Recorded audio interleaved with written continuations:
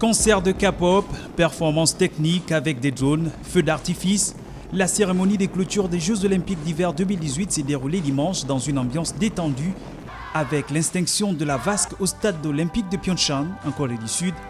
Comme de tradition pour les Jeux d'hiver, la cérémonie des médailles des derniers titres décernés en ski de fond, 30 km dames, 50 km messieurs, s'est déroulée en plein cœur du stade olympique. Plusieurs sportifs, dont le biathlète français Martin Fourcade, la skieuse américaine Lindsey Vonn ou encore le fondeur du Tonga, Pita Tofua Tofua, torse nu et huilé et vêtu de son pagne traditionnel, ont été invités par Thomas Bach dans le stade olympique pour remercier le peuple coréen. Chers athlètes des comités olympiques nationaux de la République de Corée et de la République populaire démocratique de Corée, en défilant ensemble, vous avez partagé votre foi en un avenir pacifique avec nous tous. Vous avez montré à quel point le sport rapproche les gens dans notre monde très fragile. Vous avez montré à quel point le sport construit des ponts. Les Jeux Olympiques d'hiver de Pyeongchang 2018 sont les Jeux ouvrant de nouveaux horizons.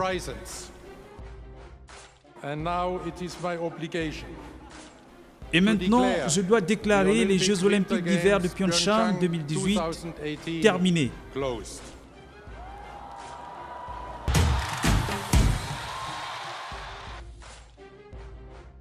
Des coureurs saoudiens et étrangers ont participé samedi au tout premier marathon international d'Arabie Saoudite qui s'est tenu à Riyad. Le royaume conservateur cherche à stimuler le sport et le divertissement dans une vaste campagne de libéralisation. Des centaines de coureurs masculins ont couru dans 3 catégories, 21, 8 et 4 km, dans un concours qui a commencé et s'est terminé à l'université King Saoud. Le coureur éthiopien Tamira Molla a terminé premier, remportant le prix de $267 000.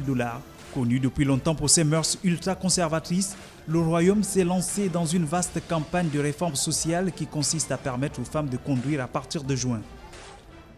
Je suis fière que l'Érythrée participe à ce marathon. Je suis tellement contente qu'il m'est impossible de décrire mes sentiments et mon excitation. Nous avons le premier participant érythréen et j'espère qu'il va gagner. C'est vraiment une bonne chose pour nous. Même les organisateurs et les participants sont très contents. Nous espérons qu'il y aura un autre marathon, peut-être même meilleur. Tout cela dans le contexte du développement de l'Arabie Saoudite. L'Espagnol Alejandro Valverde a dominé l'étape reine devant Miguel Ángel López et Julia Alaphilippe pour s'adjuger la victoire au classement général du Tour d'Abu Dhabi. Le vétéran espagnol a montré dimanche qu'il restait un gagneur invétéré en dominant les pentes de Jabal Afit, 10,8 km à 6,6%. Valverde remporte également le classement général, sa première victoire sur une épreuve World Tour depuis sa grave blessure sur le Tour de France en juillet dernier. Il n'y a pas de secret, c'est ma passion, a commenté Valverde, qui avait reconnu l'ascension finale 3 fois le week-end dernier. À Majorque, les sensations étaient déjà bonnes et maintenant, je confirme que je suis bien. On commence l'année aussi bien qu'en 2017, Tour d'Andalousie, de Catalogne et du Pays Basque, Flèche, Wallonne et Liège-Bastogne-Liège. Valverde avait tout remporté sur son passage au printemps dernier. Le voilà reparti sur les mêmes bases victorieuses. Le Wydad Athletic Club de Casablanca remporte la Super Coupe d'Afrique dans un match très ouvert et disputé samedi contre le tout-puissant Mazembe, vainqueur de la Coupe de la CAF. Les champions d'Afrique en titre ont fini par l'emporter 1-0.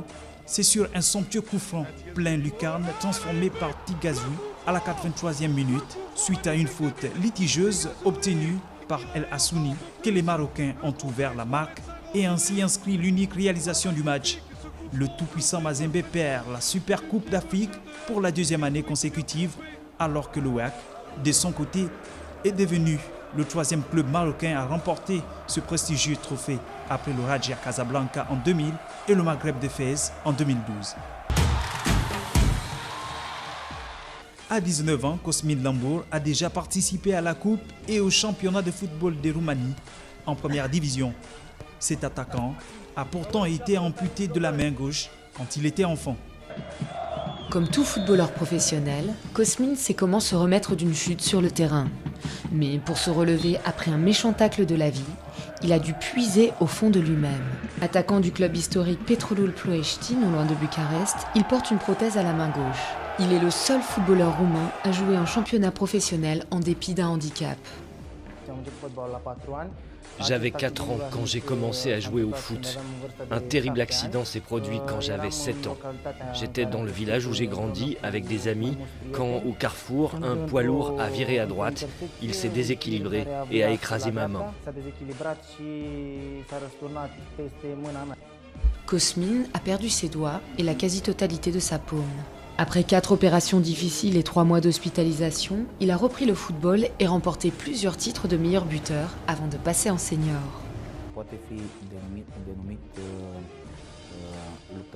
C'est un battant, un caractère fort. Il a la joie de vivre et le désir de performance. C'est comme ça qu'on peut décrire Cosmin. Le foot représente toute sa vie. Il est né pour ça. Malgré un beau palmarès national, le club où il joue depuis 13 ans a été placé en faillite en 2016. Grâce à la mobilisation rapide des supporters et des anciens joueurs, l'équipe a tout repris de zéro. Elle est en tête de la 3e division roumaine et espère bientôt monter en 2e. Un défi collectif, accompagné d'un secret espoir pour Cosmin. Je veux qu'on me regarde comme un jeune normal, sans trop insister sur ma main gauche. Quand on pense à Cosmin Lambrou, je ne veux pas qu'on pense au jeune sans main, mais à celui qui marque beaucoup de buts et qui joue si bien. Cosmin rêve d'intégrer un jour l'équipe roumaine de football. Mais pour cette année, il a un souhait plus urgent, collecter 8 000 € pour une nouvelle prothèse. Un appel aux dons a été lancé.